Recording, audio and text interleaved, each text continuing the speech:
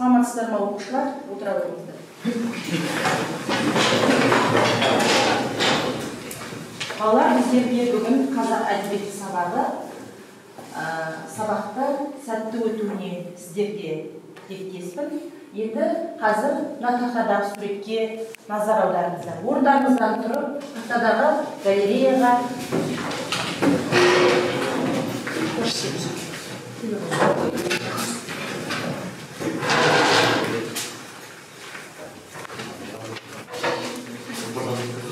суреттерді тамашалай қойыңыздар. Бұл суреттер қандай сіздерге ой салып тұр, қандай шығарманың үзіндісі деп ойлайсыздар, сол жөнінде өздеріңіздің қазір ойларыңызды айтасыздар. Қане? Менің ойымша, бұл бір отбасыда қиыншылық туралы, отбасыда туылған кикілжің жайлы шығарма болуы мүмкін. Мысалы, тақтаға шығарып қойыпсыз, Оралхан Бөкейдің «Атау кересі». Бұл Оралхан Бөкейдің «Атау кере» роман желісі бойынша қойылған сахналық көрініс деп ойлаймын. Жақсы. Тағы? Ондағы басты кейіпкерлер, көрсетілген басты кейіпкерлердің ойыны. Тағы кімді танып тұрсыңдар бұл суреттен? Бұл суреттен «Атау кере» повесінің басты кейіпкерлері Ерік, Айна және де Нұрке ананы танып тұрмыз. Таған. Және де Таған бар. Бұл да басты кейіпкер шығарманың маңызын, мәнін ашуда өте керемет үлкен рөл ойнайды. Өте жақсы. Енді олай болса, осы суреттерге назар аудара отырып, таңдаған, өздеріңе ұнап тұрған суретті ала қойыңдаршы. Қайын. Асықпаймыз. Енді мына шығарманың сюжеті бойынша берілген суреттер осыған қарай тұрып, шығарманың басында қандай әрекеттер, қандай әрекеттер бар, шығарманың ортасында қандай көріністер бейнеленген, соңында қандай көріністер бейнеленген. Қарай отыршы. Қай жер, мысалға, Бекнұр сенің шығармаң қай жер бейнеленген деп ойлайсың? Басы, барлық маңызды үш кейіпкерге танытыр. Және «Атау кере» повесінің өзінде жалпы кейіпкерлер таныстырумен басталады. Жақсы. Тағы, ал Нұрай, сенде қай жер бейнеленген? Менде басы бейнеленген сияқты, өйткені оқиғаның басталуы осы жерден басталады. Бұл шығарманың басты ойлаймын, өйткені ондағы басты кейіпкер Еріктің анасы Нұрке ананы көрсеткен. Ал ортасы кімде балалар? Менде ортасы секілді, себебі мұнда Тағанның Нұрке анаға келіп, екеуінің сырласып отырған бейнесін көруге болады. Жақсы. Ал соңы кімдерде бейнеленген балалар соңында? Мен таңдаған сюжеттік көріністе Айнаның Еріктің жаңағы балалардың ұясын өртеп жатқан байқауымызға болады. Бұл сюжеттің соңғы жағында. Соңғы жағында. Енді онда олай болса, соңғы жағында бейнеленген көріністер деп есептеген оқушылар Кенжегүлдің қасына, басы деп есептелсе кімге? Венераға, ортасы деп есептесеңдер, Наскеннің столына отыра қойыңыздар. Бұл шығарма «Атау кере» повесі ене, Оралхан Бөкейдің «Атау кере» повесі. Біздер осы уақытқа шейін балалар «Атау кере» повесінің мазмұнымен таныстық, сюжеттік желісімен таныстық, оның кейіпкерлеріне даралау және жинақтау тұрпатына талдау жасадық, және оның шығарманың желісі бойынша жалпы құндылықтарын талдадық, әлем әдебиетімен салыстырдық. Енді біздер бүгінгі сабағымызда осы Оралхан Бөкейдің «Атау кере» шығармасы бойынша шығармашылық жұмыс жасаймыз. Дәптерлеріңді ашыңдар, күннің жадын жазып, «Атау Оралхан Бөкей».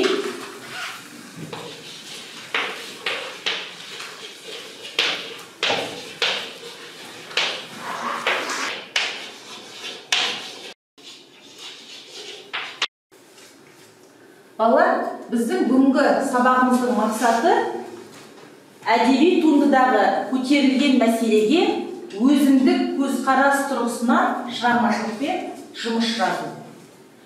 Бағалау критерийі әдеби туындыдағы көтерілген мәселеге өзіндік көзқарас тұрғысынан баға береді және шығармашылық жұмыс жазады. Енді балалар айта қойыңдаршы, шығармашылық жұмыс дегеніміз не? Оған не жатады?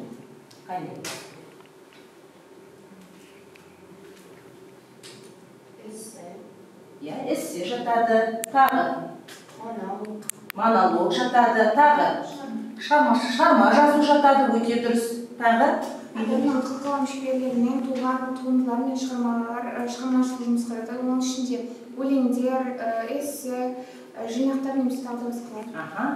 Сурет салса өз ойыңнан, өзіңнің сезіміңді білдіріп, өзіңнің ойыңды қағаз бетіне немесе сурет арқылы түсіндіріп, немесе сөзбен сөйлеуге де болады. Міне осының адамның өзінің ойын жүзеге асыруы, қағаз бетіне түсіруі, өзінің ойын өзгелерге жеткізуі мен шығармашылық жұмыс деп аталады. Бұның біздер жасап жүрген бірнеше түрлері бар. Хат жазуымызға болады кейіпкерлерге, монолог жазуымызға болады, немесе эссе жаза аламыз, сурет сала аламыз, сахналық қойылым ұйымдастыруымызға болады. Міне осындай жұмыстарды біздер бұрында жасап жүрміз. Енді бүгінгі сабақта сіздерге қазір осы 3 топқа қандай шығармашылық жұмыс орындайсыздар, соған жеребе арқылы қандай ойындар келіңіздер. 3 топтың бір мүшесі келе қойсын.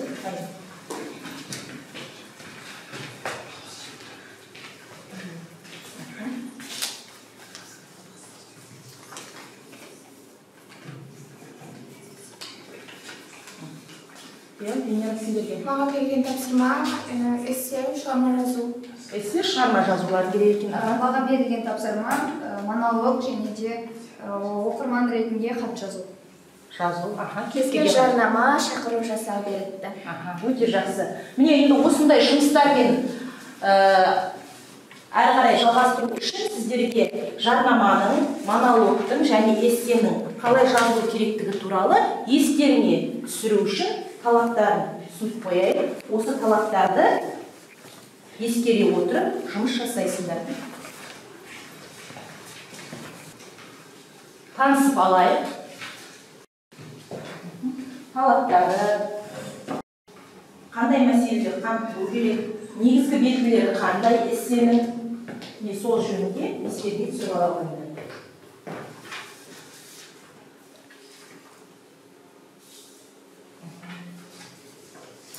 Монологтың құрылымы, қалай жазылады.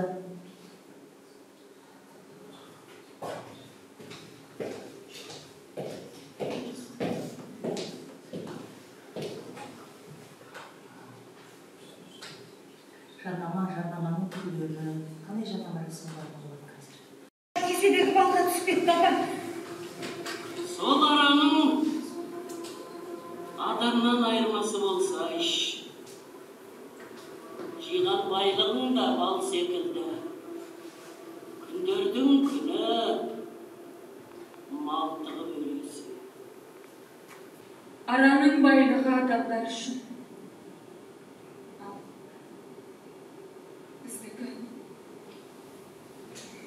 Біздікі тек өзіміз үшін ғана. Екі жағынан сүйіндірді. Жиған тергеніңе ие болар, ұрпағың жоқ болған соң. Дүние боқтың керегіне, тәңірдің тәлкегіне не дауа? Ұлымның аты Қозы, қызымның есімі Баян.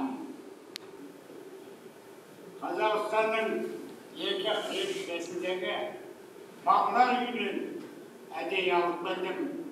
Қандар араласып, балталасып бөлінбейтін нағыз ұлтжарды интернационалист қазақтар бағына жерде. Айналайын, ал енді мына адам орманның ішінде жүріп, неға отқанша? Сенің бетіңе қоя? Ой! Үңіліп ұзақ қарасам бар ғой, сен бүртеді. Арада ұзақ бара жатсың. Асыл тұқымды арала. Сен оларға кетпесе, вообще болашақ солар. Білдің ба? Болашақ солар. Вообще болашақ.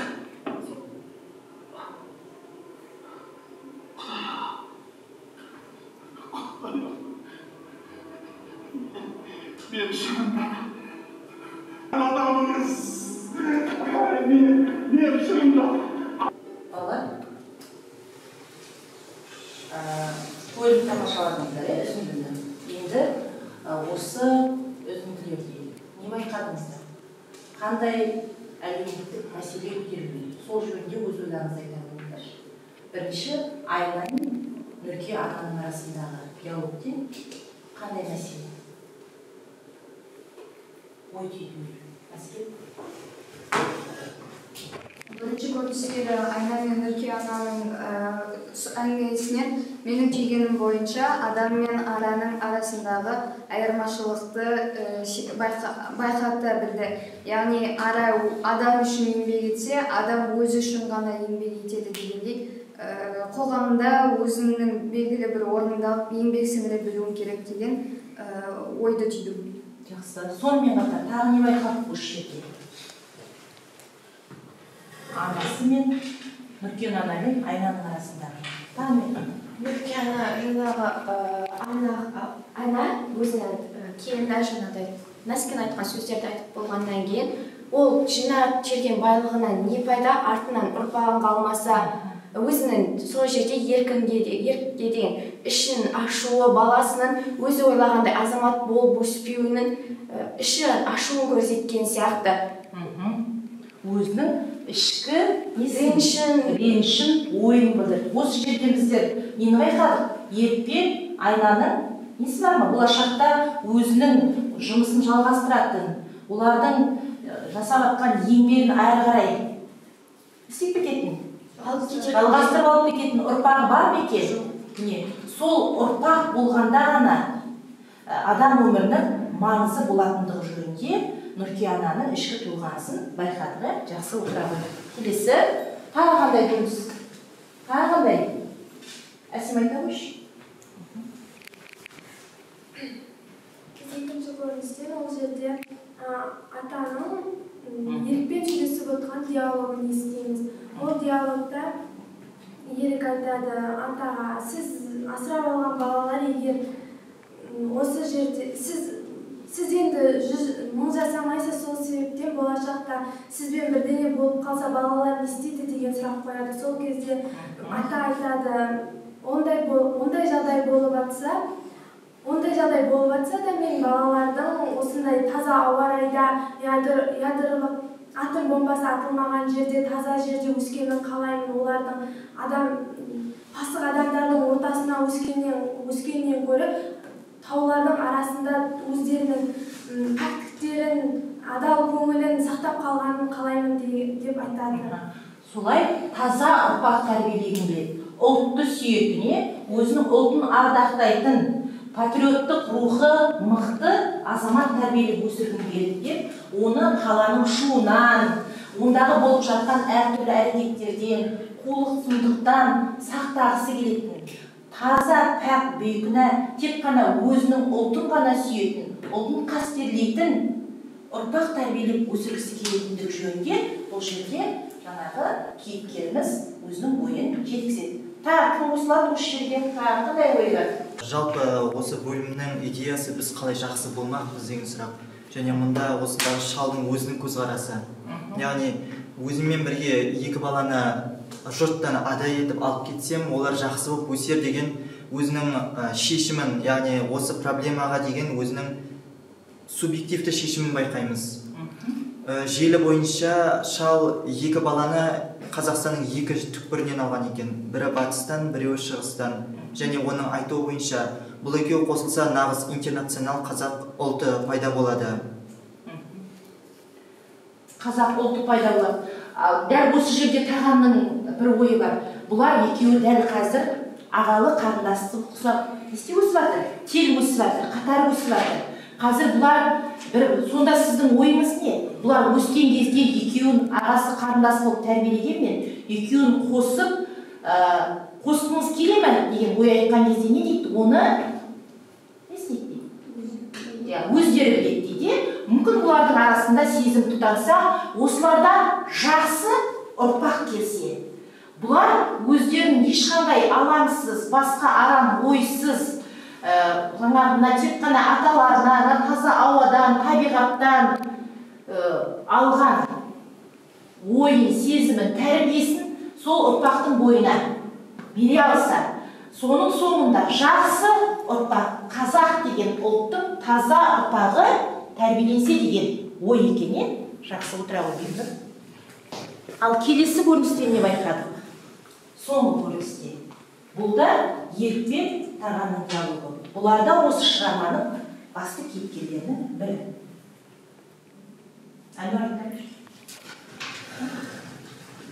Біз үшінші видеороликте Таған мен Еріктің диалогы көреміз. Және де бұл диалогта Таған өзін бал жинайтын ара ретінде санайды. Себебі оның өмірлік кәсібі не? Ара шаруашылығымен айналысады. Судан түскен пайданы ол не істейді? Балын сатады, судан түскен ақшаны жинайды, міне соны керегіне жаратады, міне сондай оның өмірлік шаруасы сол, әрекеті сол, әрі қарай. Ал Ерікті ол өзінің бал жинайтын араның отарына зиян келтіретін ара деп атайды. Өте жақсы. Және де ол Ерікті білімсіз және де білімсіз ба Ерік? Ерік? Айта ба, Венера. Ойынды қоса өш? Жоқ, кім тұра берсен? Қазір жалғастырасың. Ойынды қосатын болсам, яғни Ерік өзінің бұдан аралар, яғни еңбекқор адам ретінде таниды. Яғни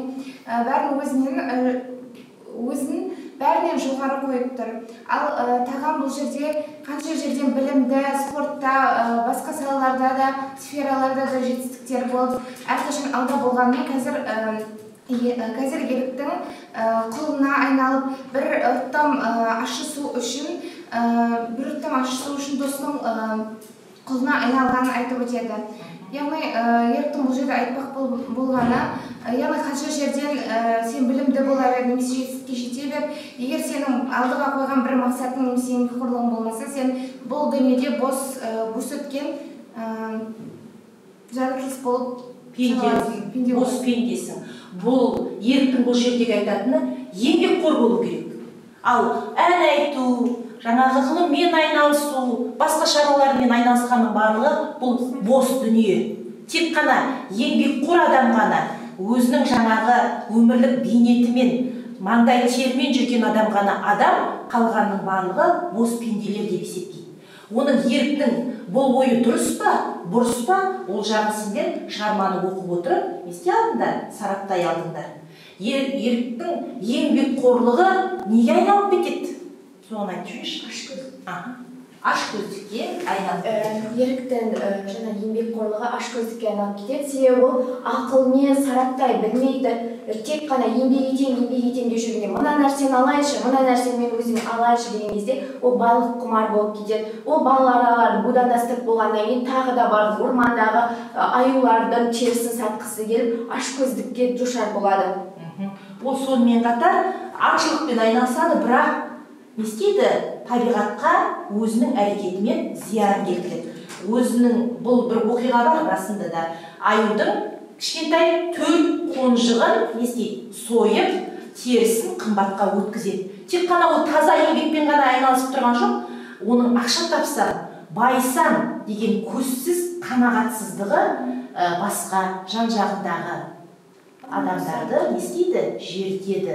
Оның әрекетінің дұрыс еместігін басқалар сезіп, бұдан бойын аула салады.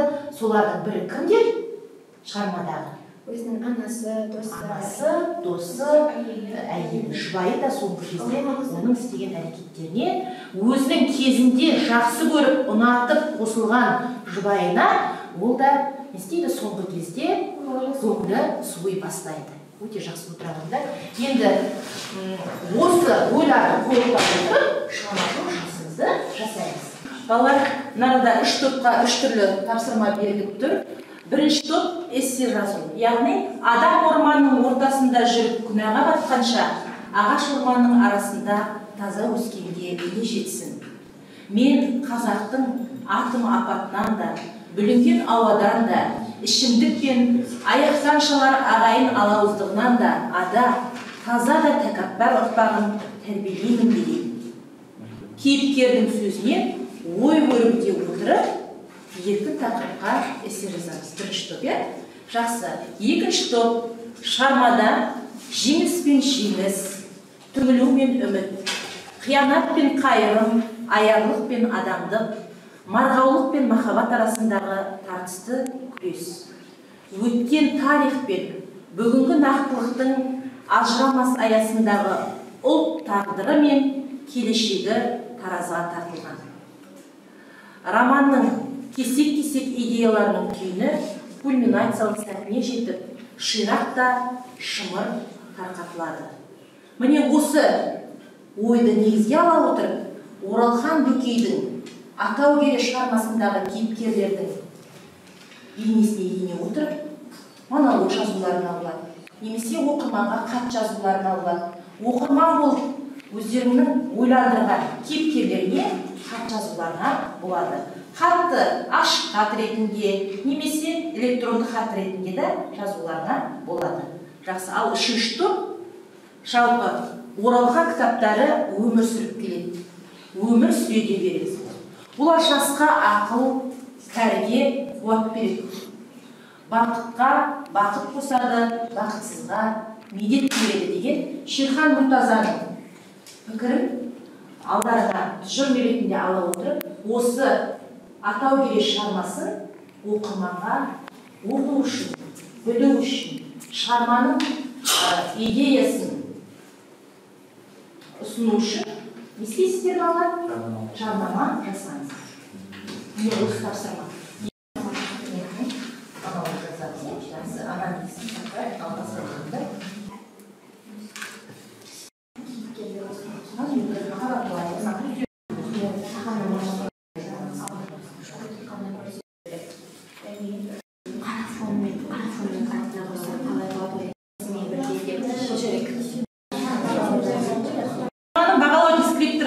Назар аударайық, шығарма үзінділерінде айтылған ойды түсінеді, көтерілген мәселені анықтайды, шығармашылық жұмыс орындайды, өзіндік көзқарасын білдіреді, айтайын деген ойын нақты жеткізеді.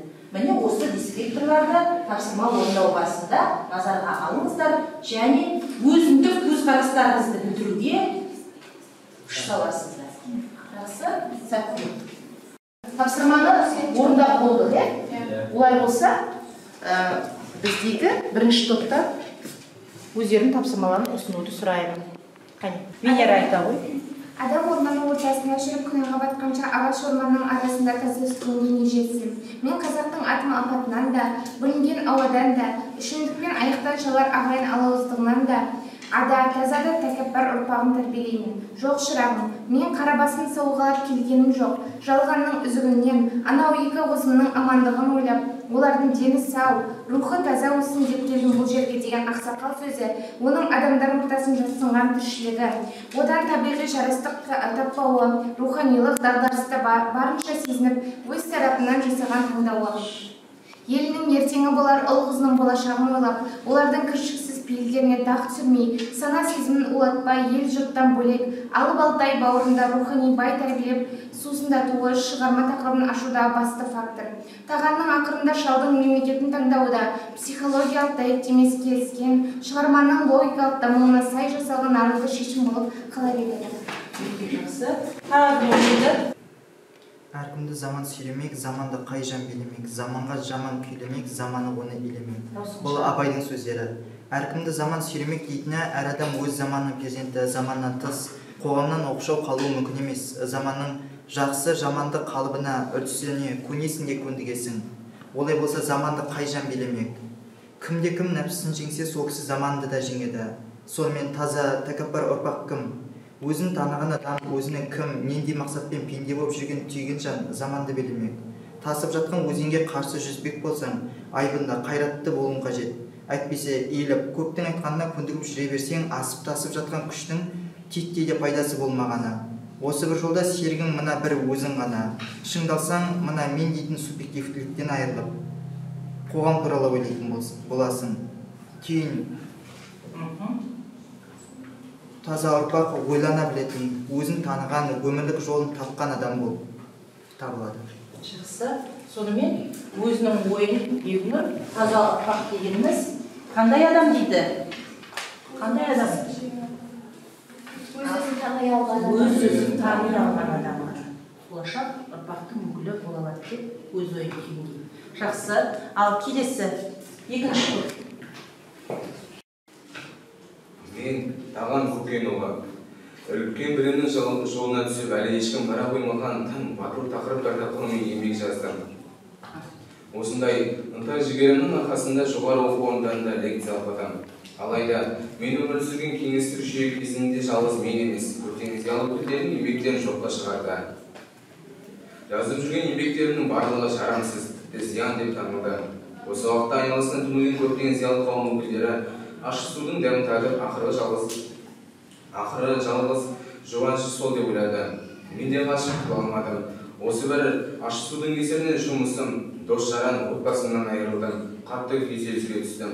Енді жас ұрпақ сендерден зор үміт күтемін. Сендерден мықты ғалымдар жатыр.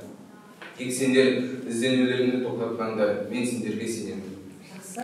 Сонымен бізде Бекжан Тағанның ішкі ойын жеткізіп тұр. Тағанның монологын жазған екен. Өте жақсы. Тағы сіздерге қандай жұмысты бар? Келе қожаңыз,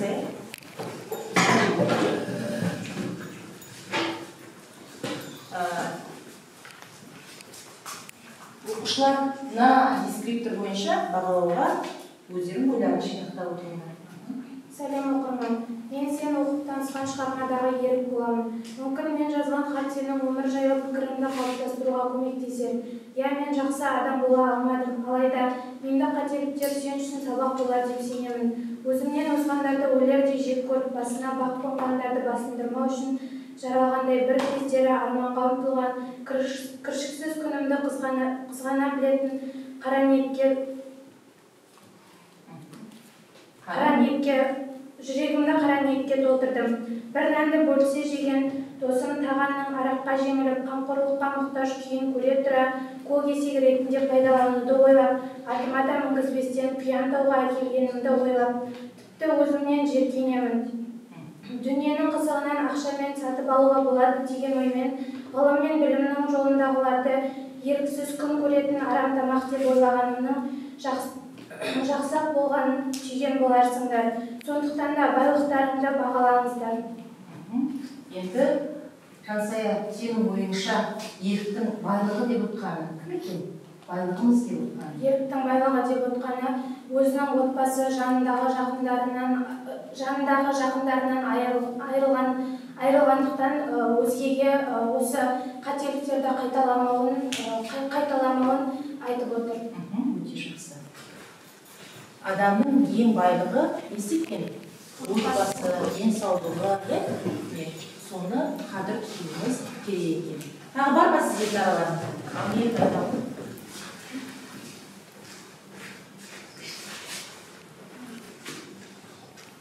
Егер мен секілді адамдар арақты қойса, онда кімнің монологын? Таған жайлы арақтан жазып отырмын.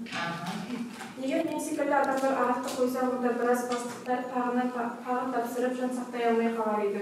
Қазір жетістіктер жетіскен заман, олар біз секілді ішпейді, сауысқаннан сақ түргідей айлалы қасқырдай қорқау. Егер олар ішсе ақымақтығы ашылып қалады, сондықтан да өзінен гөрі ақылды әрі қауіпті басты істейтіндерді есебін тауып іштіріп жібереді. Мен солардың құрбанымын. Және ондай адамдарды жеңу үшін жеңдіріп төбелесе беру шарт емес. Адамзат баласын қорқытатын ой емес, ойсыздық. Адамзат баласын құртатын ой емес, ойсыздық. Жақсы? Рахмет. Енді, балалар, бізде үшінші топта қандай жұмыс атқардық? Біз топта біріге отырып, жарнама ретінде кішкентай видео жасаған болатынбыз. Ортада таныстырсам. Бір шығыршан ортадан оқшауланып, өмір кешіп жүр. 20 ғасырдың белгілі бір кезеңде тоқырау жылдары тұсында ел алып, орнығып қалған зардапты жайларды айтады. Негізінде 4 кейіпкер бар: Нұрке ана, баласы Ерік, келіні Айна және Таған. Жазушы өз кейіпкерлерін жалғыз жарым алып, шоқитып қана көрсетуден, бәріне жазықты етіп, жерден алып, жерге салып айыптаудан аулақ. Әр кейіпкер өмір құндылығын үйретеді, жаманнан жиретеді. Жақсы кітап ақылды адам әңгімесімен бірдей. Осы орайда Шерхан Мұртаза Оралхан Бөкейдің кітаптары жайында, Оралхан кітаптары өмір сүріп келеді, өмір сүре береді. Олар жасқа ақыл, кәріге қуат береді, бақытқа бақыт қосады, бақытсызға медет болады. Дәл осылай Дулат Исабековтің оралхан бір оқылатын жазушы емес, оралхан қайталап оқуды қажет ететін жазушы, түсінгенінше оқи беретін күрделі суреткер деп айтқан. Кітап жансыз, бірақ шынайы дос бола алады. Кітап оқуға құмар болайық. Оқуға күштар мектеп, мен де оқимын, сен де оқы акциясы орайында оқыңыздар. Өздеріңізді дамытып, ақыл ойыңызды тағы бір мәрте кеңейте түсіңіздер. Оралхан Бөкейдің Атау керек повесі осы орайда керемет мүмкіндік. Енді осы балалардың манадан бері топтасып жасаған жұмысының куәсі болды. Енді олай болса, қазір жаңа сіздерге ұсынылған дисциплиндар бойынша жалпы жұмыстарыңды бағалай қойыңдар. Кімге, қай топқа, кімнің жұмысы ұнады, сол жөнінде өздерінің пікірлерді жаңағы SMS арқылы білдіре қойыңдар.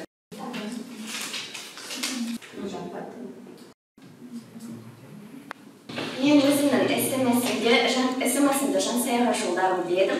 Маған Жансаяның монологы қатты ұнады. Оны тыңдап отырған кезде бойыма жігер беріп, кейіпкердің жақсы жаман тұсын анық байқауға, елестетуге тағы бір тамаша мүмкіндік берді. Рахмет. Тағы келесі.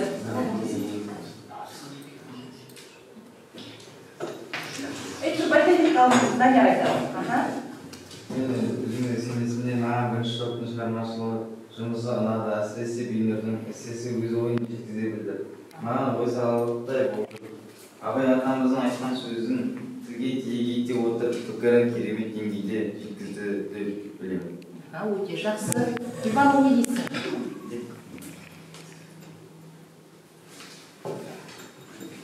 Маған да үшінші топтың жұмыстан ұнады. Кенжелердің ойы, сөйлеген сөздері, және де бірінші топтан Бигнердің шығармасы көркем сөздермен суреттелген, және де өте ауқымды мәселелерді қарастырған деп ойлаймын. Ұсыныстарың бар ма? Болашақта мынадай болса екен, осылай орындаса екен деген ойларың болса, ондай айтуға болады. Маған үшінші топтың шығармашылық жұмысы жоғары баға деп ойлаймын. Өйткені Кенжегүлдің бұл ойы бәрін таңдандырып, көрермендерінің көзайымына айналды, және оның ойы сүйектен өтіп болашақ ұрпақтарға көптеген пайдасын тигізеді деп ойлаймын. Кенжегүлдің жарнамасы арқылы Атау керек шығармасын оқуға оқырманның ынтасы артады деп ойлайсың ба? Әрине артады деп ойлаймын. Өйткені бұндай көркем әдебиетті тіл айтқан адамның көрермендерді өзіне еліктіреді деп айта аламын, сөзсіз. Өте жақсы. Атау керек шығармасын оқуға оқырмандарды не істей алды, шақыра алды деп ойлайсыңдар, тағы кімнің қандай пікірі бар? Өзімнің жолдаған себебінде бірінші топта Бейнердің эссесін тыңдап отырып, мен жақсы адам болуым үшін не істеуім керек деген ойға келдім. Сөздері, ойы адамды ойландырады. Өте жақсы. Олай болса, балалар, қазір бұл сөздердің бір-бірлеріңізге берген бағаларыңыз, енді қазір бізде жалпы осы сабақ қалай өтті? Біздер бүгінгі сабақта мақсатымызға жете алдық па? Яғни біздің сабағымыздың мақсаты көтерілген мәселеге өзіндік көзқарасымызды білдіру еді. Жаңа шығармада осы шығармашылық жұмыс орындау барысында көтерілген мәселеге көзқарасымызды білдіре алдық па? Ойымызды жеткізе алдық па? Міне, осылай осыған байланысты кері байланыс жаза қоямыз. Қазір мен тақтаға ілемін. Бүгін мен не білдім? Қандай қиындық тудырды? Сабақ үстінде қандай кедергілер болды? Мен бүгінгі сабақтан нені үйрендім? Және қолымнан не келді сабақ? Тапсырмаларды орындау барысында. Осы жөнінде өздерінің ойларды жаза қойыңдар.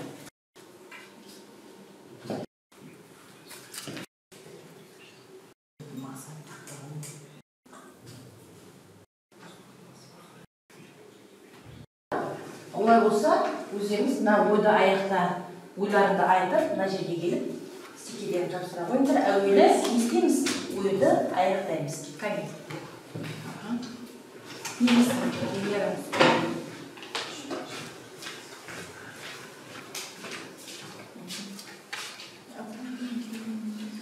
сабақтан Оралхан Бөкейдің ғылымдық тағылымы мол атау керек шығармасының ұрпаққа тәлім берер тұстары мен кейіпкерлердің ішті удай аштардың қателіктерінен сабақ алуды үйреттім.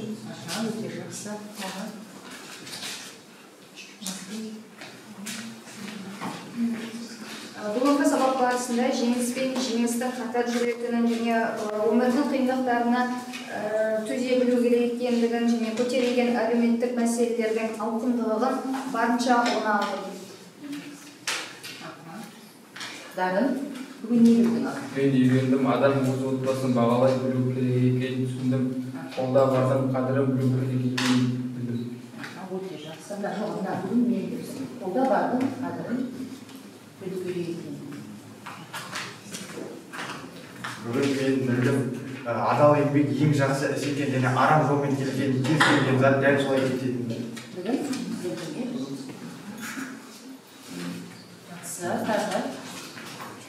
Жалпы маған бүгінгі сабақ ұнады және өте қызықты өтті. Шығармаға келетін болсам, Оралхан Бөкейдің атау келес шығармасы арқылы осы адам баласының ашкөз және әр нәрсеге құнықпау керектігін, ондай қасиеттер адам бойына табылса, ол ешқашан соңында жақсылыққа апармайтынын білген болатынмын. Тағы. Тездете ояқ, келді. Мен үшінші және төртінші класстар бойынша ойымды білдіргім келіп отыр. Қиындық тудырды, сабақ барысында жарнама жасауға, видеоролик жасау қиындық тудырған болатын. Алайда қолымнан келді, топ мүшелерінің арқасында тапсырманы керемет орындап, ойымды оқушыларға жеткізе алдым қолымнан келді. Бүгінгі сабақта мен әлеуметтік мәселеге көзқарас қалыптастырдым. Өз көзқарасыңды білдіре алатындығыңды. Жақсы. Балалар, біздер бүгінгі сабақта қандай мәселе көтерілген, соны жете түсіндік. Шығармадағы әлеуметтік көтерілген мәселені түсіндік. Өзіміздің ойымыздың елегімізден өткіздік. Және осы мәселеге көзқарасымызды, тұжырымымызды білдіріп, шығармашылық жұмыс атқардық. Оралхан не жазса да қанымен, жанымен жазушы. Және қай жанрда жазбасын, олардың бірде-бірі қаламдастар мен қалың қауым назарынан тыс қалмайтын. Оралхан бір оқылатын жазушы емес. Оралхан қайталап оқуды қажет ететін жазушы. Түсінігенше оқи беретін күрделі суреткер деп Дулат Исабеков айтпақшы. Мен сіздерге үйге тапсырма бергім келіп отыр. Оралханның біздердің бүгінгі өткен атау келе шығармасынан басқа да шығармаларын оқып мазмұндауды. Оралхан Бөкейдің Кербұғы деген шығармасы бар, және өз отымды өшірме деген шығармасы бар, және Мұзтау деген шығармасы бар, көпке белгілі. Сонымен қатар көптеген басқа да шығармалары бар, соны іздеп тауып, оқып, мазмұндап келуді келесі сабаққа тапсырма ретінде беремін. Оралхан Бөкейдің өмір сүру оңай емес. Оның әртүрлі қыз сияқты суықтығы бар, жаз тәрізді ыстығы да бар. Дегенмен, оның өмір сүруден, адам тәрізді болып өмір сүруден қашпауымыз керек, қиналмауымыз керек деген ойын айта отырып, сіздердің алдағы уақытта үлкен өмірге қадам басайын деп отырсыздар. Сол кезде осы алдарыңызда күтіп тұрған ғажап өмірден тек қана жақсы мақсаттар көздеп, соған жетулеріне шын тілектестігімді білдіремін деп сабағымды аяқтағым келеді. Жақсы, сау болыңыздар.